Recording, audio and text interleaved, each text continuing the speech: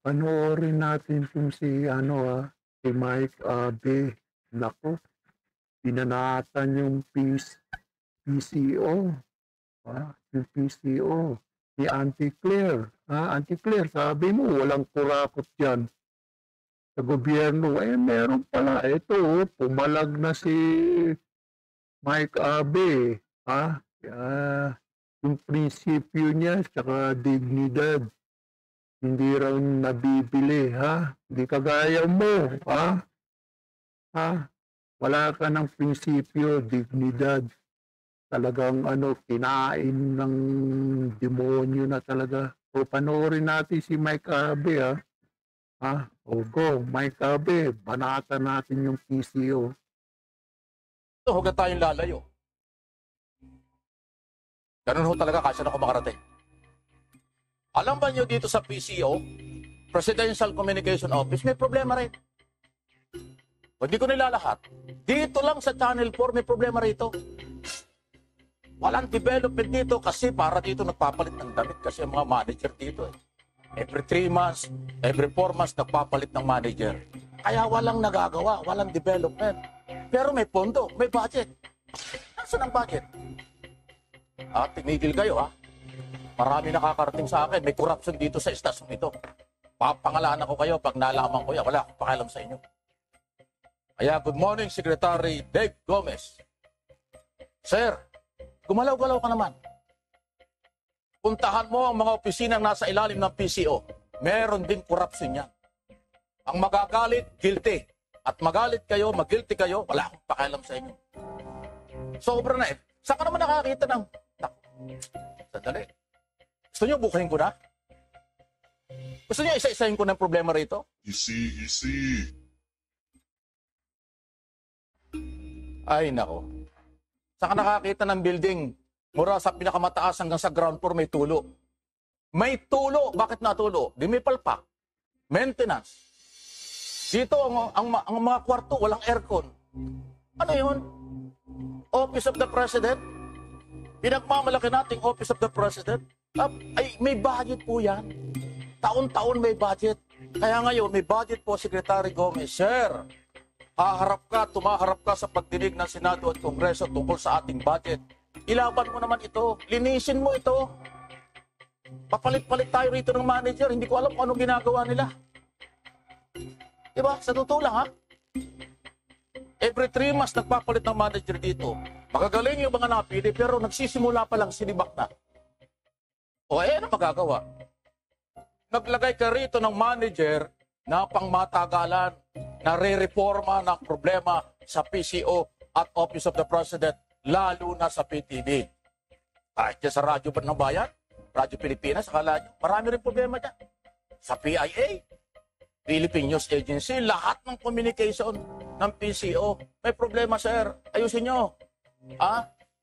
Hindi lang ang pagpapatunay lang po ito, mga kaibigan, na hindi lang ang DPWS ang may problema sa paggamit ng pera, paghawak ng pera, proposed project at budget every year. Maraming ahensya ng gobyerno ang may ganyang problema. Iisa-isahin ko yan pag dumating ang araw. Inuna ko lang, baka sabihin niya naman nakikinig, Mike, binabanatan mo kami, pero yung opisina mo, hindi mo nasisilip. Ayan, inuna ko. May problema kami rito. Baka sabihin niyo, Mike, manalaming ka. Yan ang ginagawa ko. Sasabihin ko kung saan ako nandoon, sasabihin ko kung ano nangyayari, bago ko sabihin ng iba. Para hindi niyo masilip na may pinagtatakpan tayo. Office of the President ito, pero hindi alam ng Pangulo. Maraming problema, sir. Pakiayos lang po, dahil kaya tuloy-tuloy tayo pagbabayad ng buwis, bilyon-bilyon, trilyon ang budget natin taon-taon, alam mo lang nangyayari. Nakakaya tayo, sa totoo lang. Inuulit ko, ang magagalit sa sinasabi ko, guilty. Kung galit kayo sa akin, bahala kayo sa buhay nyo. Okay? Wala, sobra na Ayaw ko ng plastikan, ayaw ko ng budol, ayaw ko na nagsisinungaling. Gusto ko yung totoo. Dito sa Mike Abe Live. Totoo. Pag tama, tama. Pag mali, mali. Merong korupsyong nangyayari kahit sa opisina ng gobyerno. Kahit dito. Alam nyo, hindi ko alam yan. Ang isang kalukuhan niya rito, tapos na. Kailan man nag-eleksyon? Nangako sila, nagpapirma ng mga dokumento, may allowance daw mga tao rito. Masarap ng buhay nung nahalal, wala pa yung allowance. Nasaan ang pera? Maliwanag kayo, nasaan ang pera ng mga tao? Pinapirma nyo ng dokumento, may allowance yung mga news anchor dito sa PTV nung last election. O ano nangyari? Ano kailan pa nag-election? Mayo. Oh, di ba? June, July, August, September, 4 na buwan. Bariyang pera, hindi pa nyo mailabas. Bakit nangako pa kayo kung hindi nyo kayang ibigay?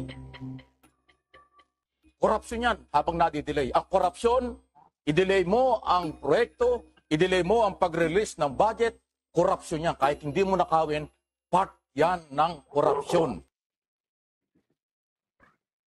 Oh, anti-clear sabi mo walang corruption sa gobyerno.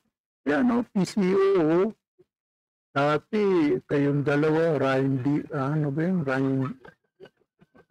magkatuwang kayo. Ha? So, sabi mo walang kurakot sa gobyerno, anti-clear. O ngayon, pumapalag na si Mike Abe, puro kurakot daw. Yung niya, prinsipyo niya, dignidad, hindi nababayaran. Pinariringgan ka yata Ikaw, yung dignidad mo, prinsipyo mo, natapalan ng pera. Grabe ka, Kaya palang namamanas na yung mukha mo. Sige lang, sige. Magsinungaling ka pa, anti-clear. Sabi mo, walang kurap. Walang kurakot, Ayan, si Mike Abe, may kurakot daw. Sinungaling ka. Walang kurakot. Tigas talaga ng mukha mo. Naku, wala ka na talagang prinsipyo. Dignidad talaga. Buti pa to si Mike Abe, kahit pa paanong ganyan. May prinsipyo, dignidad. Hindi ka tulad mo, anti-clear. Mukha ka talagang pera.